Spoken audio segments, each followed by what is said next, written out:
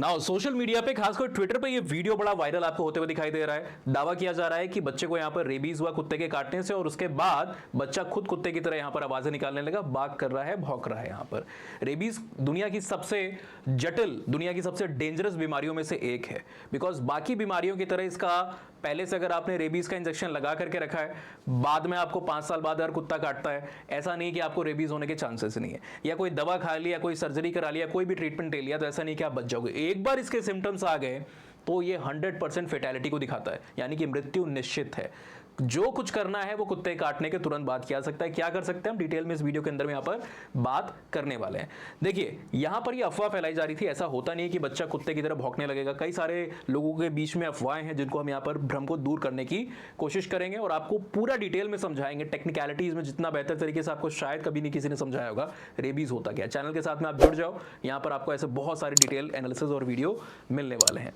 Now rabies को लेकर के पहले तो एक ये है कि भाई कुत्ते की तरह भौंकने लगेगा, एक अफवाह ये है। दूसरी अफवाह है कि अगर रेबीज किसी को हुआ है और इंसान ने दूसरे इंसान को काट दिया, उसको भी रेबीज हो जाएगा, या उसका जूठा खाने से रेबीज हो जाएगा। ऐसा कुछ भी नहीं है। इनफैक्ट यहाँ पर भी जो आप वीडियो देख रहे हो ना, ये बच्चा रेबीज से प्रभावित नहीं है, ये एक बिहेवियरल सिंड्रोम है।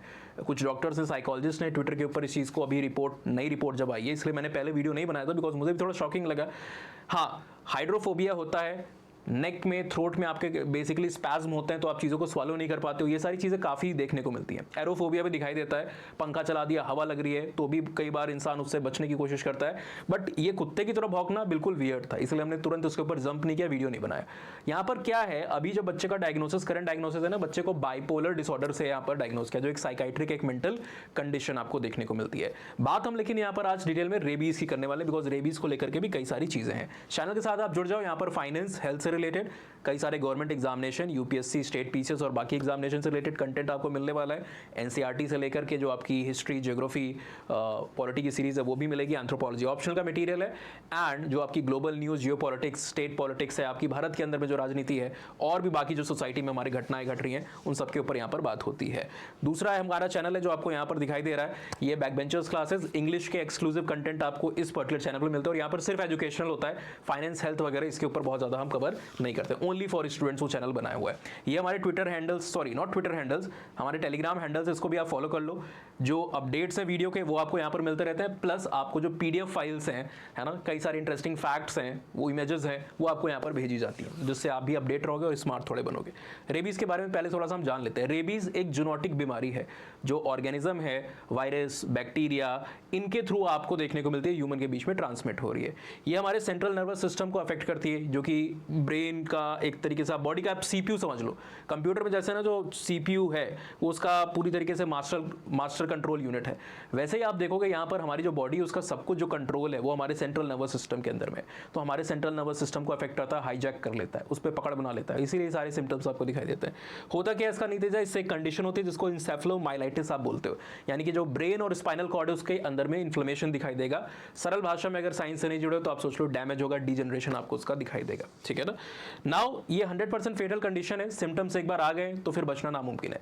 जो कर सकते हो बाइट के तुरंत बाद ही आपको वहां पर करना होता है। क्या करना होता है आगे डिटेल में बताएंगे। कई सारे लोग के दिमाग में ये वहम है कि अगर हमारे डॉग ने काटा और स्क्रैच तक नहीं हुआ है ना, कुछ लोग को लगता है कि दांत चले गए तो डेंजरस है, कुछ लोग को लगता है स्क्रैच लगा है तो भी डेंजरस है। ज्यादातर लोग को, 99.9% लोग को लगता है कि अगर दांत भी अंदर नहीं गया है कुत्ते का आपके स्किन के अंदर में, और अगर स्क्रैच भी नहीं आया है तो भी आप सेव हो। हम बात करेंगे नहीं, हमेशा जरूरी नहीं है, ऐसे कंडीशन में भी सतर्क रहने की जरूरत है। कुछ केसेस की यहाँ पर बात की जाएगी।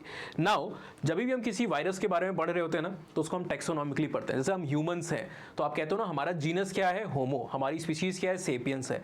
हम किंगडम एनिमेलिया में बिलोंग करते हैं, क्लास मेमेलिया के अंदर में ऑर्डर प्राइमेटा हमारा है, तो हम होमो सेपियंस कहलाते हैं, ठीक है। वैसे इस वायरस को भी देखेंगे तो ये फैमिली को बिलोंग करता है, जिस फैमिली ऑफ वायरस का नाम है रैबिडोविरिडे, ठीक है ना। और जो जीनस इसका है वो है लाइसा वायरस, तो प्रोनाउंसिएशन माइट डिफर, लेकिन ये इस तरीके से आप इसको लिखते हो। स्ट्रक्चर इसका डिस्टिंक्टिव बुलेट शेप का आपको दिखाई देता है, गोली के आकार का, और गोली जैसा काम भी करता है, इंसान को खत्म ही कर देता है सीधे, हो गया एक बार। तो जीनोम की अगर हम बात करें, जीनोम से मतलब क्या है, जो लोग साइंस बैकग्राउंड से जुड़े हुए नहीं है ना, थोड़े उम्र दराज लोग हैं, वो 1 मिनट का थोड़ा सा सब्र करें ताकि बच्चों को यहाँ पर चीज़ों को थोड़ा समझाया जा सके। जो स्टूडेंट्स हैं, लर्नर्स हैं, या अगर आप भी थोड़ा सा, पढ़ाई की कोई उम्र नहीं होती है, क्यूरियस हो तो समझने की कोशिश करो। ह्यूमंस के अंदर में आप देखते हो ना, हम अपने जेनेटिक मटेरियल की बात करते हैं तो हमारा जेनेटिक मटेरियल क्या है, हम उसको डीएनए कहते हैं। सुना होगा ना आपने, डीएनए जांच करनी थी, है ना। तो डीएनए क्या है हमारा, एक तरीके से डबल स्टैंडर्ड मटेरियल होता है कुछ इस तरीके से। डीएनए किससे बना हुआ है, डीएनए एक बायोपॉलीमर है। 9th-10th में साइंस वाले बच्चे समझते होंगे इस टर्म को। जैसे रबड़ होता है ना आपका, या फिर सिंपल भाषा में घर में पॉलीथीन बोलते हो ना आप, इथेन का, पॉली मतलब मेनी, इथीन को जोड़ रहे हो आप मल्टीपल, तो उससे आपका ये पॉलीथीन बन रहा है, जिसको घर पे कॉमनली आप प्लास्टिक के तौर पे यूज़ करते हो चीज़ों को लाने ले जाने के लिए। पहले होता था, अब तो आप नहीं करते हो, बैन है ज़्यादातर जगहों पे, रेगुलेटेड है काफ़ी ज़्यादा। वैसे डीएनए भी आपका एक पॉलीमरिक यूनिट है। अब पॉलीमर यानी कि बहुत सारी चीज़ों से बना होगा, क्या है उसकी मोनोमरिक यूनिट क्या है, न्यूक्लियोटाइड्स है। ये न्यूक्लियोटाइड्स किससे बने होते हैं, यहाँ पर एक पेंटोज शुगर होती है, वो आपके घर में शक्कर आती है वो नहीं, ठीक है ना, पेंटोज शुगर है। फिर आपको नाइट्रोजनस बेसेस दिखाई देते हैं, एंड अपार्ट फ्रॉम तीसरा जो यहाँ पर कंपोनेंट आपको दिखाई देता है वो एक फॉस्फेट ग्रुप। ये मिलकर के आपके डीएनए को बनाते हैं। डीएनए का जो स्ट्रक्चर है, उसकी जो संरचनात्मक तौर पे आप देखते हो तो कुछ इस तरीके से आपको दिखाई देता है। एक डबल हेलिकल स्ट्रक्चर है ना, डबल हेलिकल स्ट्रक्चर है। नाउ वायरसेस के बीच में हम देखते हैं तो कई मेजर वायरसेस जो हमें अफेक्ट करते हैं, बीमारियां हमारे बीच में लाते हैं। कोई भी जो आपका ऑर्गेनिज्म है, चाहे वो फंजाई है, चाहे वो बैक्टीरिया है, वो सब भी बीमार कर सकते हैं। यहाँ पर वायरस की बात हो रही है, रेबीज वायरस है, बैक्टीरिया नहीं। तो वायरस जो है कई सारे हमें जो इन्फेक्ट करते हैं, उनके जीनोम को अगर हम देखते हैं तो वो सिंगल स्टैंडर्ड आरएनए होता है। हमारे में क्या है, डबल स्टैंडर्ड डीएनए हमारा जीनोमिक मटेरियल। इनके में सिंगल स्टैंड, क्या इनके में डबल स्टैंडर्ड जीनोमिक मटेरियल नहीं हो सकता है? हो सकता है, कईयों में होता भी है, बट यहाँ पर रेबीज की बात हो रही है, ठीक है ना। अब इसको शॉर्ट में SSRNA लिखा जाता है, सिंगल स्टैंडर्ड, सिंगल स्टैंड है, यहाँ पर डबल दो स्टैंड है, सिंगल स्टैंडर्ड आरएनए।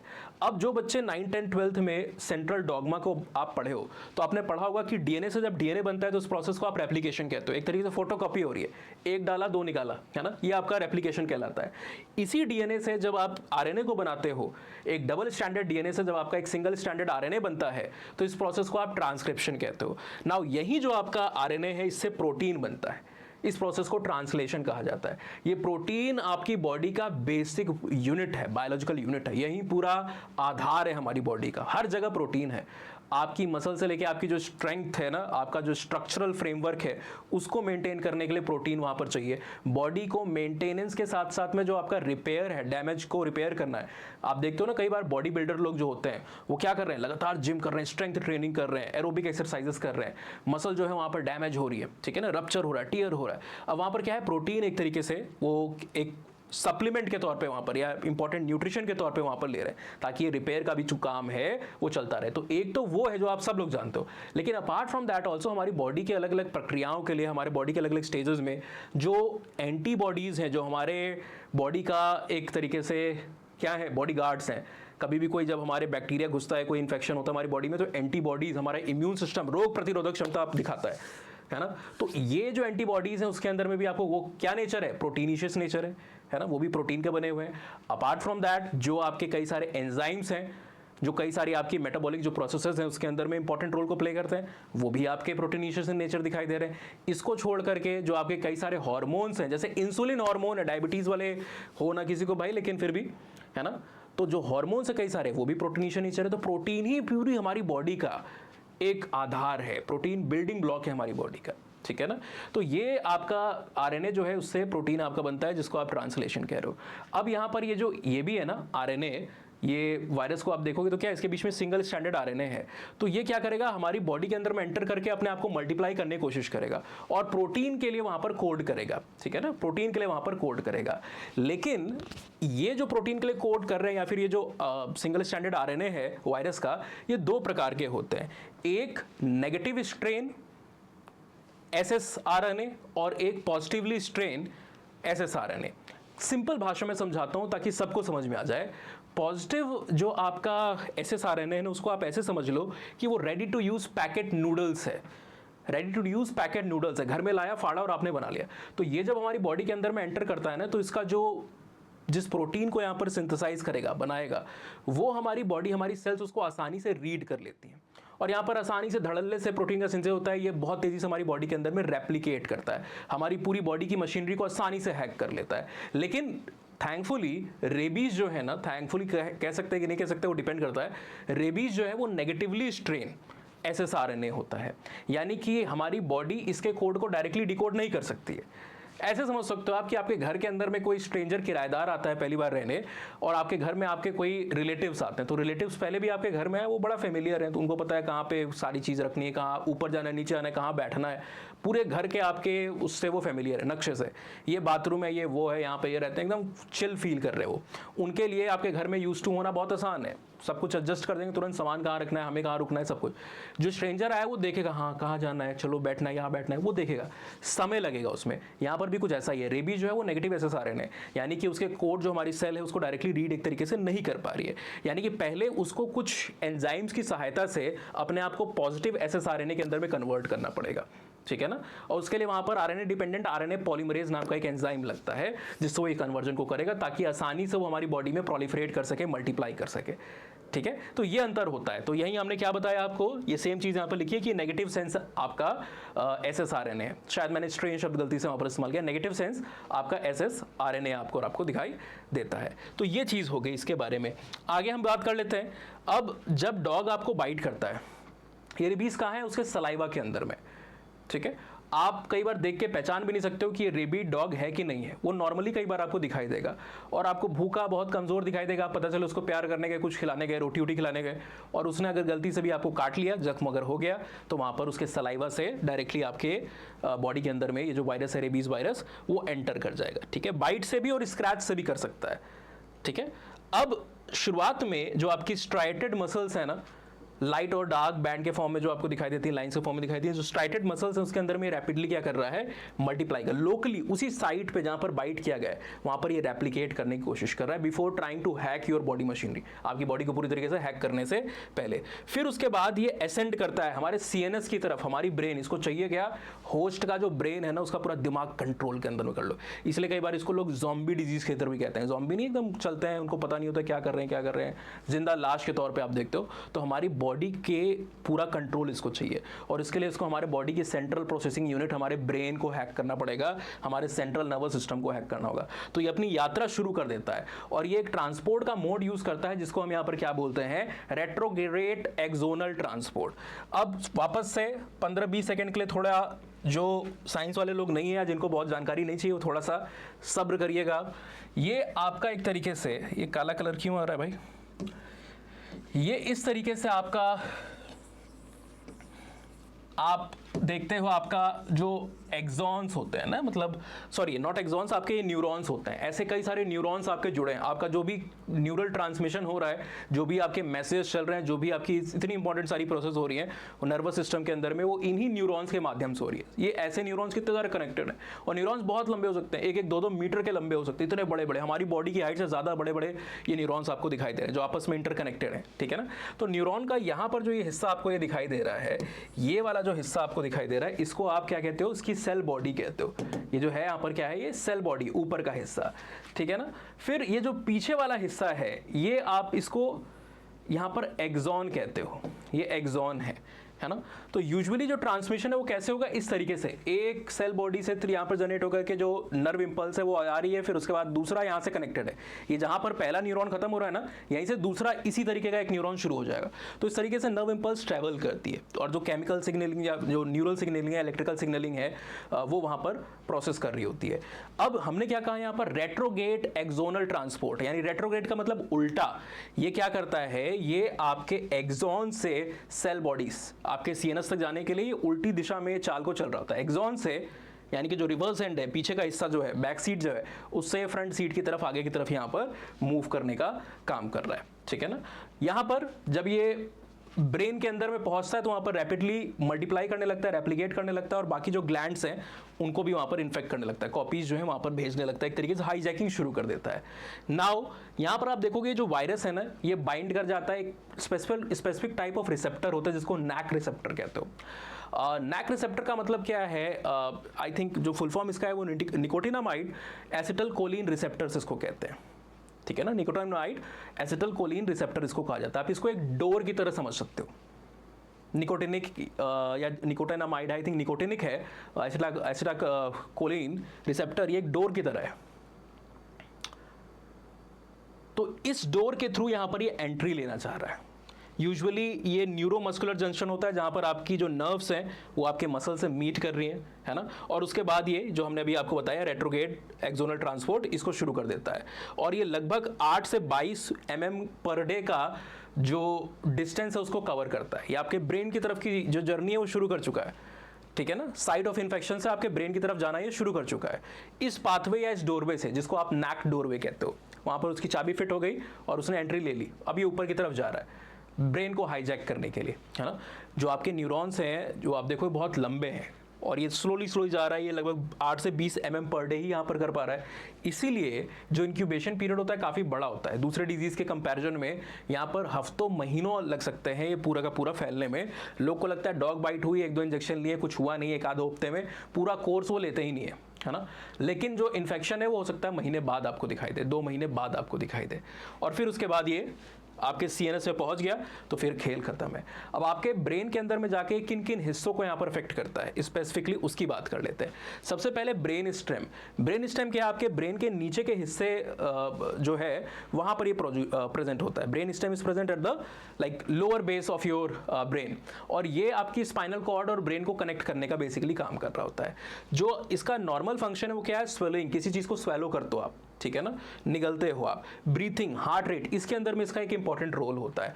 जब इसको अफेक्ट कर देता है इस ब्रेन के रीजन को तो सीवियर स्पाज्म आपको देखने को मिलते हैं। इसीलिए कई बार इन पेशेंट्स को हाइड्रोफोबिया कहा जाता है कि हो गया, असल में वो हाइड्रोफोबिया नहीं होता है, ब्रेन स्टेम को यहाँ पर अफेक्ट किया है, ब्रेन स्टेम स्वॉलोइंग से लेकर के बाकी इंपॉर्टेंट फंक्शन के लिए रिस्पॉन्सिबल है, अब वो नॉर्मल फंक्शन प्ले नहीं हो पा रहे हैं, आप नॉर्मली स्वॉलो नहीं कर पा रहे हो, ठीक है ना, सलाइवा जो आपका है वो अंदर नहीं जा पा रहा हो, इसलिए कई बार इंसान के मुंह से झाग भी आता है, बिकॉज सारा सलाइवा बाहर आ जा रहा हो, स्वॉलो कर ही नहीं पा रहे हो, पानी दे रहे हो या कुछ भी दे रहे हो इंसान वो उसको बाहर करता है, तो लगता है कि इंसान पानी से डर रहा है, जो कि असली में होता नहीं है ना।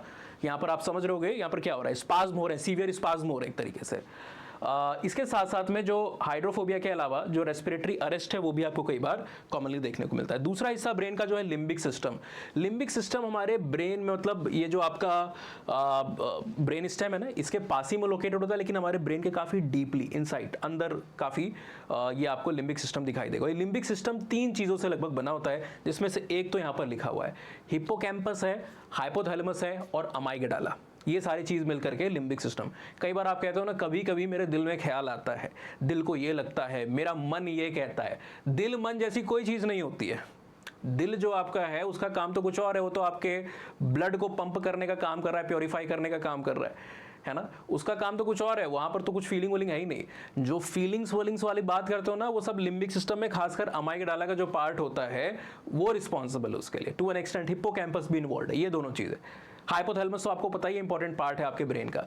तो ये लिम्बिक सिस्टम और उसके जो कंपोनेंट है, यानी कि जैसे हिप्पोकैम्पस, इसको यहाँ पर सीवियरली अफेक्ट करता है। अब इनका रोल क्या है, लिम्बिक सिस्टम आपके इमोशंस, आपके बिहेवियर और आपके जो फियर रिस्पॉन्सेज है, कई सारे ने एंगर है, ये सारे जो आपके इमोशंस होते हैं इसके लिए रिस्पॉन्सिबल है। इसीलिए आप कई बार देखोगे घबराया हुआ दिखाई देता है पेशेंट जो इससे अफेक्टेड है, उसमें या तो बहुत डर दिखाई देगा, या पैरानोया, भाग जाएगा, सब कुछ तोड़ दूंगा ऐसा, या अग्रेशन, गुस्सा उसके अंदर में दिखाई देगा। कई बार हेलुसिनेट भी करता है, बिकॉज उसको लगता है जो चीज़ एग्जिस्ट नहीं कर रही है वो उसको लग रहा है कि हो रही है उसके आसपास में, ठीक है ना। वेरी सिमिलर टू जो आप साइकोसिस की कंडीशन होती है, रियलिटी से कनेक्शन छूट जाता है, वैसा कई बार अलग अलग प्रतीत होने लगती हैं चीज़ें, हेलुसिनेट करने लगता है इंसान, ड्रग्स लेने पे कई बार जैसा होता है उस तरीके की चीज़ें उसको आपको दिखाई देंगी।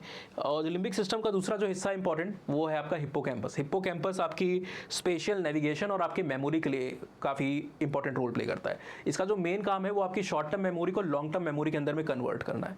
यानी कि अगर आपका हिप्पोकैम्पस अफेक्टेड है कोई किसी भी वजह से, है ना, तो आपको बचपन में क्या किया था आपने वो तो याद रहेगा। बचपन में आप कौन सी स्कूल जाते थे, बचपन में ये हुआ था वो हुआ था, लेकिन आपने सुबह में क्या नाश्ता किया है या कल रात में डिनर में क्या खाया था वो भूल जाओगे, बिकॉज आपकी शॉर्ट टर्म मेमोरी जो है वो आपकी लॉन्ग टर्म मेमोरी के अंदर में ट्रांसलेट ही नहीं हो रही, लॉन्ग टर्म मेमोरी आपकी फॉर्म ही नहीं हो रही।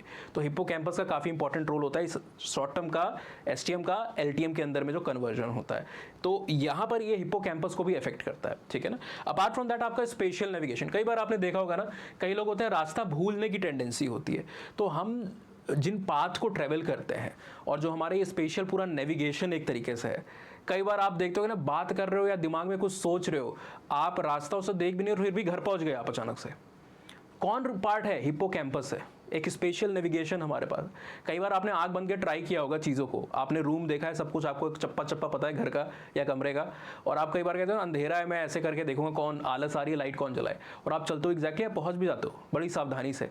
आप दिमाग के अंदर में मैपिंग कर रहे हो ना कि हाँ यहाँ पर ये है, थोड़ी 5 कदम दूरी पे टेबल रखी होगी, मैं उससे बच करके जाऊँगा। तो ये सब कौन है? हिप्पोकैम्पस कर रहा है। इसका एक और काम है, बड़ा यूनिक काम है, जो हमारी स्मेल को लेकर के कई सारी जो फीलिंग्स होती हैं, कई बार एक स्पेसिफिक टाइप ऑफ जो स्मेल है ना, कि जैसे गुलजार साहब की या किसी की जो पंक्ति है ना कि उसके गेशुओं की मतलब जो उसके बालों की खुशबू, उसके गेशुओं की जो खुशबू थी वो कुछ ऐसी लगी। तो वो क्या है कि मतलब भाई आप एक स्मेल के साथ में आपकी एक मेमोरी एसोसिएटेड, एक पर्टिकुलर स्मेल को आप जब परसीव करते हो तो आपको खुशी वहाँ पर महसूस होती है या फिर थोड़ा सा डिसहार्टेंड आप होते हो। अक्सर ये मेमोरी जो है वो हमारी इसके लिए रिस्पॉन्सिबल है। तो हिप्पोकैम्पस को भी करता है, इससे कॉग्निटिव डिक्लाइन जो आपका है वो आपको देखने को मिलेगा पेशेंट के बीच में। नाउ अब यहाँ पर हम किसकी क्लिनिकल स्टेजेस की बात करते हैं। जो रेबीज है वो 2 स्टेजेस में बटा है। पहली आपकी इंक्यूबेशन और जो प्रोड्रोम स्टेज होती है, और दूसरी एक्यूट न्यूरोलॉजिकल जो आपकी पीरियड होता है, ठीक है ना। पहला जो पीरियड होता है इसका टाइम पीरियड कुछ हफ्तों से लेकर के, जो डॉग बाइट कर रहा है उससे लेकर के लगभग कुछ महीनों तक हो सकता है, अमूमन 3 महीने इसको हम कहते हैं, लेकिन ये हाईली वेरिएबल है। कंडीशन, इंडिविजुअल, बहुत सारे फैक्टर्स इसको यहाँ पर इन्फ्लुएंस करते हैं, ठीक है। इसलिए हम कहते हैं कि few weeks to few months, specifically हम बोलते नहीं 1 मंथ, 2 महीने, 3 महीने यहाँ पर समय ले सकता है, ठीक है ना। ये बढ़ने में आप देख रहे हो कि इतना स्लोली ये जा रहा है आपके नर्वस सिस्टम, आपके सेंट्रल नर्वस सिस्टम को हाईजैक करने from the site of the wound. अब ये इंक्यूबेशन पीरियड मेजरली एक फैक्टर पे डिपेंड करता है कि जो बाइट है अगर फेस पे है, गले पे है, इन सब रीजन में, तो भाई ब्रेन ज़्यादा पास है ना, तो वो उसकी जो रफ्तार उसको ट्रेवल करना है वो काफ़ी कम करनी है, उसको कम डिस्टेंस कवर करना है। तो ये जो इंक्यूबेशन पीरियड होगा शॉर्टर होगा, है ना, जल्दी इन्फेक्शन बढ़ते हुए आपको दिखाई देगा। लेकिन अगर पैरों पे काटा हुआ है आपके जस्ट टो के आसपास में, आपको बिग टो के आसपास में काटा है कहीं पे, है ना, तो धीरे धीरे समय लगेगा। खासकर आपकी अगर आप देख रहे हो जो इतना अच्छा खासा एक एडल्ट बड़ा इंसान है, ट्रैवल करने में समय लगेगा। अब जो इसके में अंदर प्रोड्रोम की हमने यहाँ पर बात की, यहाँ पर non specific flu like symptoms होते हैं। कई बार आप डिस्टिंग्विश नहीं कर पाओगे, आपको लगेगा नॉर्मली कोई सर्दी जुकाम यहाँ पर हो चुका है। नेक्स्ट पैराथीसिया। पैराथीसिया क्या होता है? B12 की डेफिशिएंसी होती है ना, तो उसमें ऐसा होता है बॉडी के अंदर में टिंगलिंग, नमनेस होती है। कॉमन जो सिम्टम्स है B12 की डिफिशियंसी के, डिप्रेशन भी हो सकता है B12 की डिफिशियंसी से, एंजाइटी भी हो सकती है उसके डिफिशियंसी से, मेमोरी इशूज भी आते हैं आपके, इंसोम्निया होता है, सोने में दिक्कत होती है ना, बहुत सारे इशूज़ हैं। अब इसका सबसे कई लोगों के बीच में, ज़रूरी नहीं है कि सबके बीच में सारे सिम्टम्स हो, लेकिन कॉमनली आप दिखाई देगा B12 की डेफिशिएंसी है तो मुंह में छाले पड़ने लगते हैं, माउथ अल्सर जो है आपको कॉमनली देखने लगता है। तो इंसान को लगता है सही से ब्रश नहीं किया होगा, ओरल हाइजीन नहीं मेंटेन की, इसलिए हो गया। लेकिन अगर ये बार बार हो रहा है, मतलब कम समय के अंदर में 2-3 बार हो गया, और आप ठीक ठाक ओरल हाइजीन की हेल्थ भी रखने लगे 1-2 बार के बाद, तो उसका मतलब B12 की डेफिशिएंसी हो सकती है या कोई और कंसर्न हो सकता है, ठीक है, ओरल हेल्थ को लेकर के।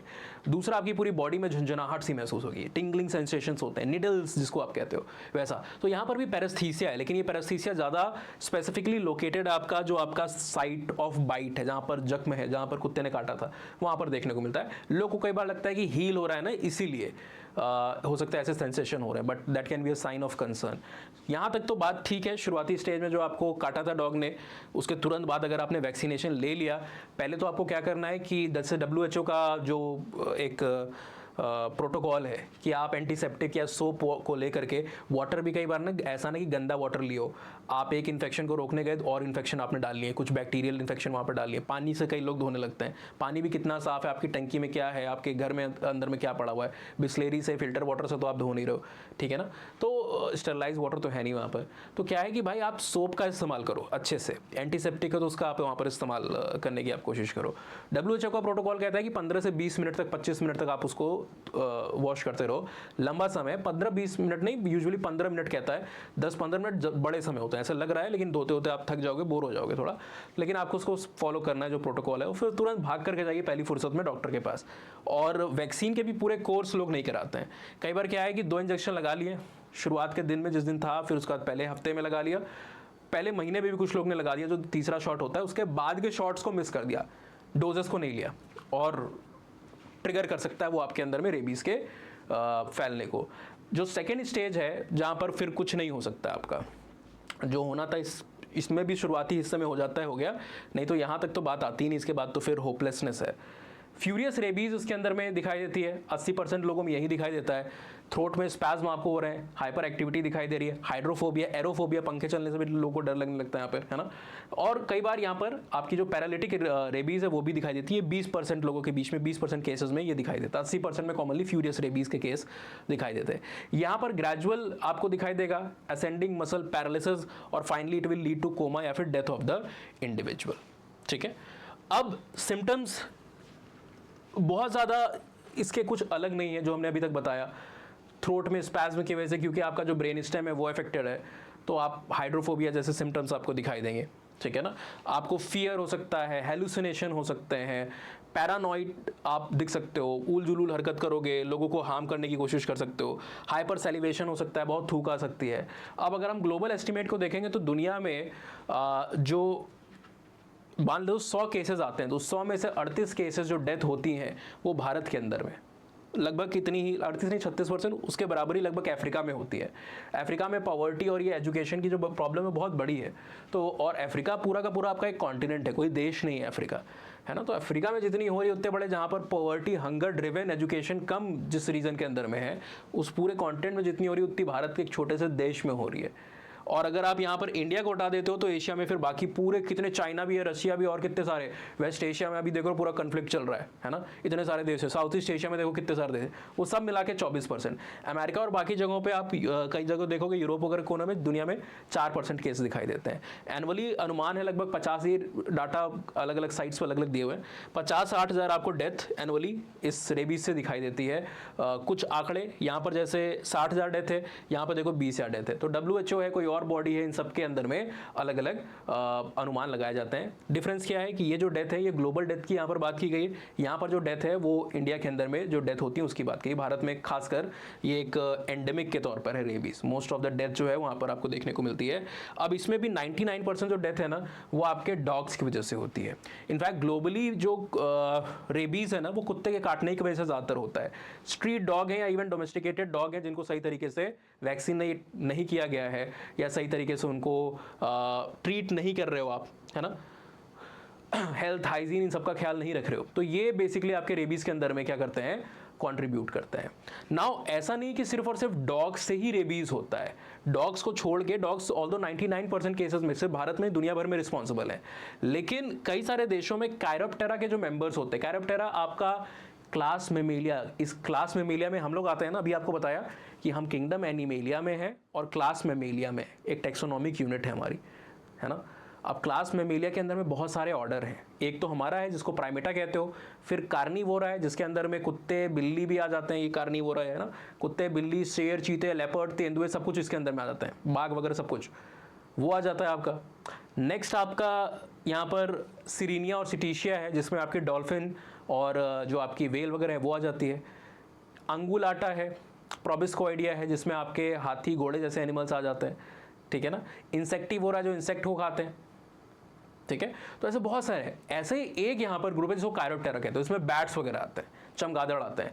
इनफैक्ट एक जो शॉक वाली बात है ना वो क्या है कि यहाँ पर जो अमेरिका के अंदर में ज़्यादातर केसेस हैं वो डॉग बाइट से नहीं हो रहे हैं, वो कायरोप्टेरा यानी कि बैट जो है ना उनकी वजह से आपको कई बार देखने को मिलता है। और भी एनिमल्स हैं जिसके थ्रू ये हो सकता है, मेजर आपको यही दोनों रिस्पॉन्सिबल देखने को मिल रहे होते हैं। अब अगर हम बात करें तो 3 कैटेगरी में इसके एक्सपोजर को, कैसे ये फैलता है, एक्सपोजर को 3 कैटेगरी में आप बांट सकते हो। कैट नहीं लिखा है, कैटेगरी 1, 2, 3 लिखा हुआ है, ठीक है ना।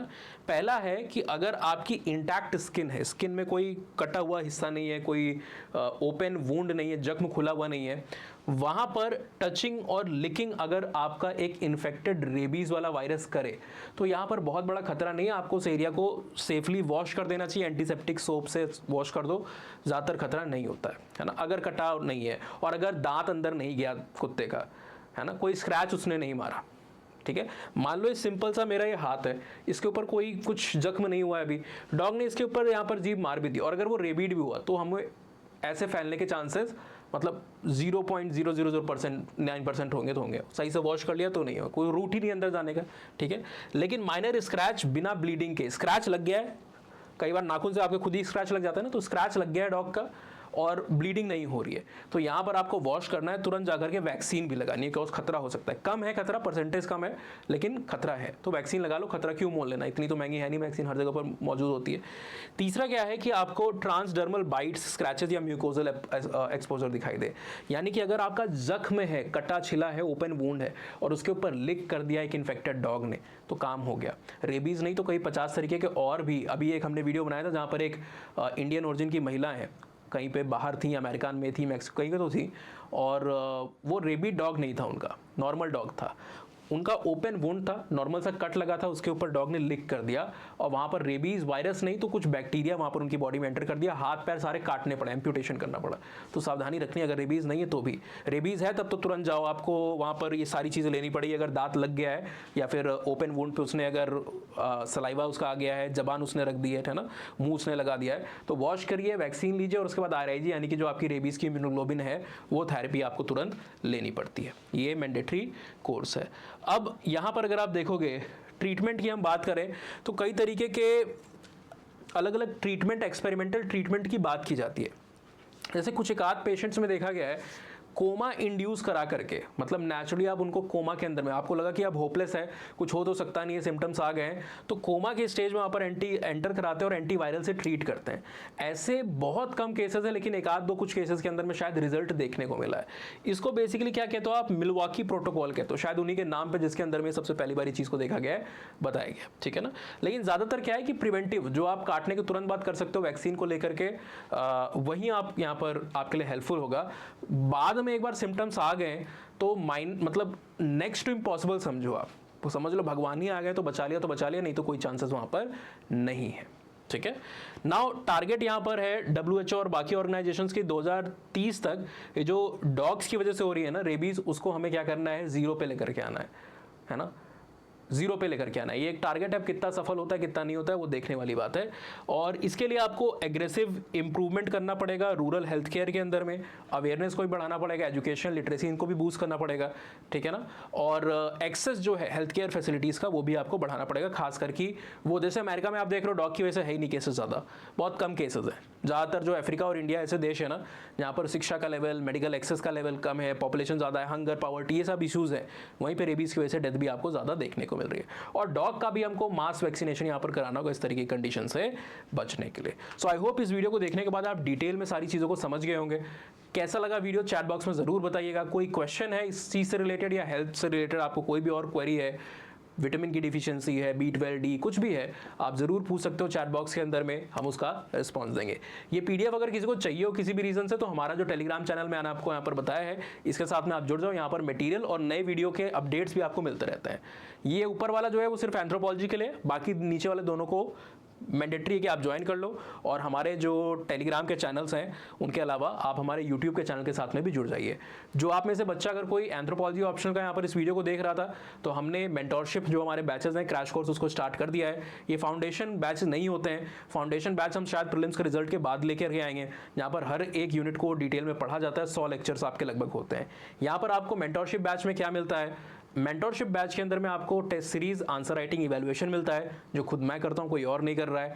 आपको यहाँ पर फाउंडेशन के 1,500 पन्ने के नोट मिलते हैं। इसको छोड़ करके आपको वैल्यू एडिशन के और एनरिचमेंट के भी 100-200 पन्ने के नोट दिए जाते हैं, ताकि आप अपडेट कर सको अपने कंटेंट को और बाकी कैंडिडेट से एज एक प्राप्त कर सको। प्लस आपको लास्टली यहाँ पर जो केस स्टडीज़ हैं नई, वो भी एंथ्रोपोलॉजी के अंदर में दी जाती हैं। मेंटोरशिप ग्रुप के अंदर में आपको प्राइवेट ग्रुप के अंदर में डाला जाता है। और लाइफ टाइम का मतलब क्या है, आप जब भी तक प्रिपरेशन करो, जब तक आपका सिलेक्शन ना हो जाए, आपको मेंटोरशिप गाइडेंस दी जाती है और आपके डाउट्स को 1-on-1 कॉल के ऊपर या फिर वीडियो कॉन्फ्रेंस, जूम वगैरह के ऊपर, गूगल मीट के ऊपर डायरेक्टली सॉल्व किया जाता है। आप आंसर भी लिखते हो, उसको भी हम इवैल्यूएट करने की कोशिश करते हैं apart from the test series, आप जब उस चीज़ को लिख रहे हो तो। प्लस आपको यहाँ पर नोट मेकिंग की गाइडेंस मिलती है, नोट कैसे बनाने हैं। दोनों के अंदर में 2 वेरिएंट है, दोनों के अंदर में आपको 20 लेक्चर की रिकॉर्डिंग मिलती है। इस 20 लेक्चर की रिकॉर्डिंग में 2 चीज़ें होती हैं। एक तो 100 लेक्चर में जब हम फाउंडेशन को पढ़ते हैं उसकी समरी है, 100 लेक्चर में जो हम पढ़ते हैं उसकी समरी 20 लेक्चर में आपको बताई जाती है, ठीक है। प्लस वहाँ पर आपको हर एक लेक्चर के अंदर में क्या इंपॉर्टेंट टॉपिक्स हैं, क्या पढ़ें, क्या पढ़ना ज़रूरी नहीं है, किसको अवॉइड कर सकते हैं, किसके ऊपर नोट मेकिंग करनी है, किसके ऊपर नोट मेकिंग नहीं करनी है, ये सारी बातों को हम वहाँ पर कवर करते हैं। हमारा फोकस, हमारा टारगेट, हमारा टाइम ये है कि हम स्मार्ट स्टडी करें। जो बहुत ज़्यादा आने के चांसेस उनको हम ज़्यादा फोकस में रखें, जिसके आने के कोई चांसेस नहीं है उसको हम अवॉइड करते चले। और इसी के साथ साथ में आपको यहाँ पर टिप्स भी दी जाती हैं कई सारे वैल्यूएबल, कि हॉट टॉपिक्स क्या हैं जो आने वाले एग्जाम में आ सकते हैं, जो कि यूजुअली सिलेबस में नहीं दिए हुए हैं। तो ये सारी चीज़ें आपको यहाँ पर दिख रही हैं। दो वेरिएंट है, एक 6999 का, एक 9999 का। अंतर सिर्फ इतना है कि एक में टेस्ट सीरीज आंसर राइटिंग है, दूसरे में test series answer writing evaluation नहीं है, बाकी फीचर्स कॉमन है। तो अगर आपको एडमिशन लेना है, okutkarshsingh@gmail.com, ये मेरी ईमेल आईडी है, इसके ऊपर आप मुझे रीच आउट कर सकते हो, या इंस्टाग्राम पे utkarshsingh_here पे भी आप मुझे रीच आउट करते हो। आईडीज ना मिले तो वीडियो में भी आप मुझे यहाँ पर कमेंट कर सकते हो, मैं आपको आईडीज पर्सनली हैंड ओवर कर दूंगा, ठीक है।